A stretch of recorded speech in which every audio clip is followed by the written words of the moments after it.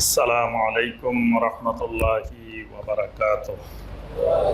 আহলে বায়াতের মর্যাদাটা কি? আহলে বায়াতের শান, আহলে বায়াতের মর্যাদা সম্পর্কে আল্লাহ এবং আল্লাহ রাসূল সাল্লাল্লাহু আলাইহি ওয়াসাল্লাম কি বলছেন? আল্লাহ সুবহানাহু ওয়া তাআলা যে কথাটা বলছেন এটা আমরা একটু আগেই বলছি, সূরা আল আহজাবের 33 নম্বর আয়াত। এখানে আল্লাহ পাক সরাসরি আহলে বায়াতের কথা বলছেন। তাদের মর্যাদা, আল্লাহ পাক তাদের ব্যাপারে কি চান সেটা আল্লাহ পাক বর্ণনা করেছেন। এছাড়া সরাসরি কোরআনে কারিমে আর আহলে বায়াতের আলোচনা আসে নাই। তবে সূরা আশ-শূরার 33 নম্বর আয়াতে ইল্লাল মাওয়াদ্দাতা ফিল কুরবা কুল লা আসআলুকুম আলাইহি আজরান ইল্লাল মাওয়াদ্দাতা ফিল কুরবা, এটার ব্যাপারে কোন তাবেঈনে কেরাম সাঈদ ইবনে জুবাইর রাহিমাহুল্লাহ তিনি ব্যাখ্যা দিয়েছেন, এখানে আল্লাহ রাব্বুল আলামিন আহলে বায়াতের কথা বলছেন। এটা হলো কোন তাফসীর কারকের ব্যাখ্যা, কিন্তু সরাসরি আল্লাহ রাব্বুল আলামিন এখানে আহলে বায়াত বলেননি। অনেকগুলো হাদিসে আহলে বায়াতের শান, আহলে বায়াতের মর্যাদা সম্পর্কে বর্ণিত হয়েছে। তার মধ্যে একটা প্রসিদ্ধ হাদিস, যে হাদিসটাকে গাদিরে খুমের হাদিস বলা হয়।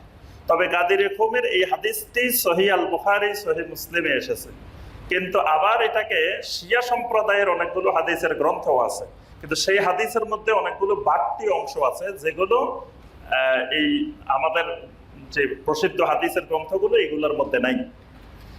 যায়েদ বিন আরকাম রাদিয়াল্লাহু তাআলা আনহু হাদিসটি বর্ণনা করেছেন। নবী সাল্লাল্লাহু আলাইহি ওয়াসাল্লাম বিদায় হজ থেকে আসার সময় খুম নামক একটা কূপের কাছে, এটা মক্কা এবং মদিনার মাঝখানে, নবী সাল্লাল্লাহু আলাইহি ওয়াসাল্লাম দাঁড়িয়ে একটা খুতবা দিলেন। এই খুতবার মধ্যে আল্লাহ রাসূল সাল্লাল্লাহু আলাইহি ওয়াসাল্লাম বললেন, আলা আইয়ুহান নাস ইন্নামা আনা বাশার, হে দুনিয়ার সকল মানুষ জেনে রাখো আমি একজন বাশার, আমি হলাম বাশার, আমি মানুষ। ইউশিকু আন ইয়াতিয়া রাসূলু রাব্বি, যে কোনো সময় আমার আশঙ্কা হচ্ছে আমার রবের দূত চলে আসতে পারে, আমার রবের রাসূল চলে আসতে পারে। রবের রাসূল জিবরিল আলাইহিস সালাম, জিবরিল আলাইহিস সালাম না, মালাকুল মাউত, মানে যে কোনো সময় আমার রবের রাসূল, মানে এখানে নবী সাল্লাল্লাহু আলাইহি ওয়াসাল্লাম মালাকুল মাউতকে বুঝিয়েছেন যে মালাকুল মাউত মৃত্যুর ফেরেশতা যে কোনো সময় আমার কাছে চলে আসতে পারে। ফাউজিবা, আসলে আমি সাড়া দিতে হবে, আমি সাড়া দেওয়া লাগবে, যে কোনো সময় আমার কাছে মৃত্যুর ফেরেশতা চলে আসতে পারে। তবে আমি তারাকতু ফীকুম সাকালাইন, আমি তোমাদের কাছে খুব ভারী, খুব দামি, খুব মূল্যবান দুটি জিনিস রেখে যাচ্ছি। আউয়ালুহুমা কিতাবুল্লাহ, এর প্রথমটি হলো আল্লাহর কিতাব, প্রথমটি হলো আল্লাহর কিতাব কোরআনে কারীম। ফীহিল হুদা ওয়ান নূর, এই কিতাবের ভিতরে আছে হেদায়েত এবং নূর। এই কিতাবটা যেটা তোমাদের কাছে রেখে যাচ্ছি এটার ভিতরে আছে হেদায়েত এবং নূর। ফাখুযু বিহি ওয়াস্তামসিকু বিহি, আল্লাহর এই কিতাবকে শক্ত করে ধরবে, আল্লাহর এই কিতাবকে তোমরা দৃঢ়ভাবে শক্ত করে ধরে রাখবে। এটাকে এজন্য কোরআন ধরা ফরজ, প্রত্যেক মুসলিমের জন্য কোরআনকে শক্ত করে ধরা এটা ফরজ।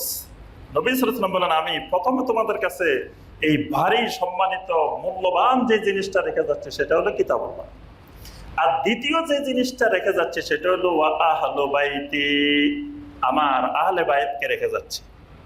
এরপরে নবী সাল্লাল্লাহু আলাইহি ওয়াসাল্লাম তিনবার বললেন, আলা উযাক্কিরুকুমুল্লাহ ফি আহলি বাইতি, আলা উযাক্কিরুকুমুল্লাহ ফি আহলি বাইতি, আলা উযাক্কিরুকুমুল্লাহ ফি আহলি বাইতি। সাবধান, আমি তোমাদেরকে আমার আহলে বায়াতের ব্যাপারে আল্লাহর কথা স্মরণ করিয়ে দিচ্ছি। নবী সাল্লাল্লাহু আলাইহি ওয়াসাল্লামের ওসিয়ত উম্মতের প্রতি যে আমার আহলে বায়াতের ব্যাপারে তোমাদেরকে আল্লাহর কথা স্মরণ করিয়ে দিচ্ছি। আল্লাহর কথা বলতে ওই যে আয়াতটা, ইন্নামা ইউরিদুল্লাহু লিইউযহিবা আনকুমুর রিজসা আহলাল বাইতি ওয়া ইউতাহহিরাকুম তাতহীরা, আল্লাহর এই কথাটা তোমাদেরকে স্মরণ করিয়ে দিচ্ছি। অর্থাৎ দ্বিতীয় মূল্যবান ভারী যে জিনিসটা রেখে যাচ্ছে সেটা হলো আমার আহলে বায়াত। সুবহানাল্লাহ। তাহলে এখানে আল্লাহ রাসূল সাল্লাল্লাহু আলাইহি ওয়াসাল্লাম স্পষ্টভাবে আহলে বায়াতের মর্যাদা বর্ণনা করেছেন যে আমার আহলে বায়াত, একটা কোরআন রেখে যাচ্ছে আর একটা আহলে বায়াত রেখে যাচ্ছে। কারণ এই আহলে বায়াতরা, আমার আহলে বায়াত যারা থাকবে তারা কোরআনেরই ধারক বাহক হবে, তারা কোরআন থেকে বিচ্যুত হবে না।